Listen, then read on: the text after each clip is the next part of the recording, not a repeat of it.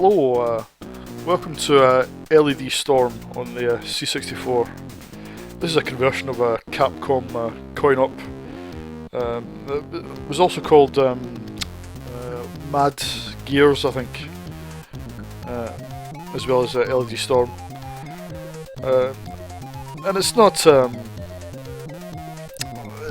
very accurate conversion, to be fair, but it's not a bad game. As we'll have a look. Let's get started. The music is by Tim Follin, so it's of his usual standards, and it doesn't bear much resemblance to the coin-op music, but it's not a bad thing, to be fair. But yeah, I quite like a lot of tunes in this game.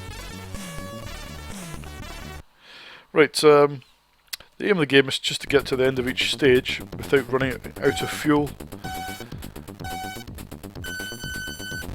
You've got to keep picking up the blue, the green E symbols, which tops up your, well, it says energy, it's a bit of a contradiction here, but it tops up your fuel. If you pick up the petrol cans that line out, that gives you a bonus energy unit. So I'll pick up these E's.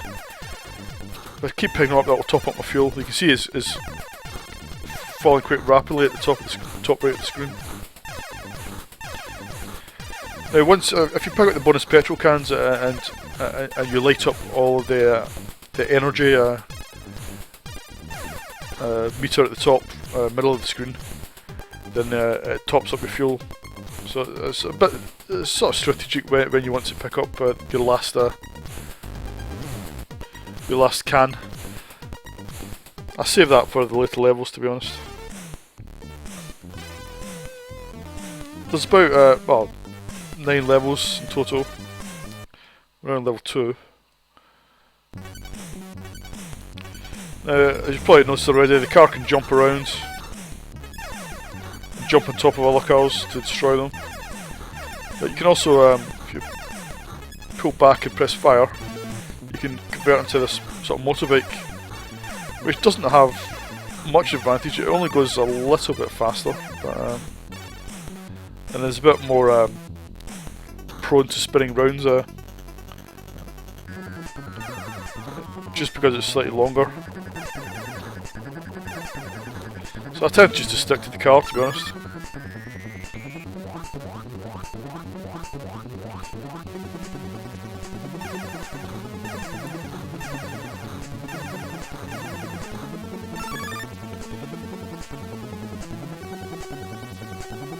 Now the graphics are nowhere near as impressive as they were in the coin-op. And the coin-op graphics weren't impressive by coin-op standards.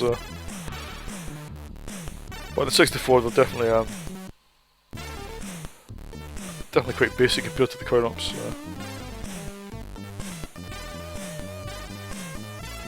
So that's pretty much it. It's a vertically scrolling. It's a bit like Spy Hunter, but it doesn't really play like Spy Hunter because there's no shooting. It's all jumping, and there's a nice parallax effect on the ground. Gives you a feeling of being high up. Oops, didn't jump that correctly there.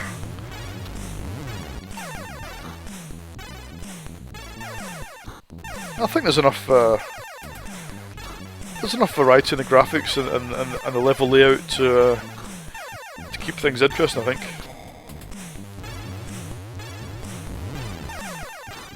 And the scrolling, if you've played this on the Spectrum or the Amiga version, the scrolling's not as it's not as impressive as it is in 64.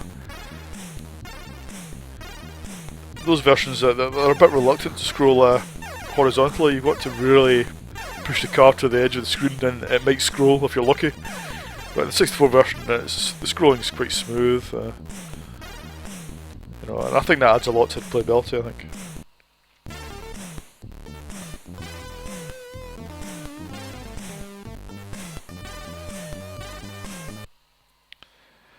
Right, well, there's probably not much more I can show you in this game. It's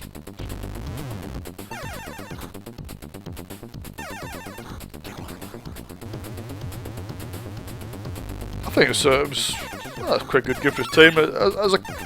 As a conversion goes, it's not actually all that accurate. But as a game in its own right, I think it's quite a playable game.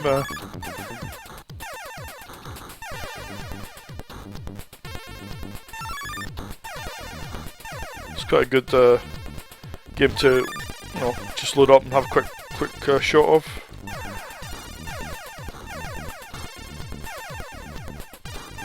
I mean, I had this when it came out, 88, and still play it, you know, all these years later. So that says something of its playability, I think.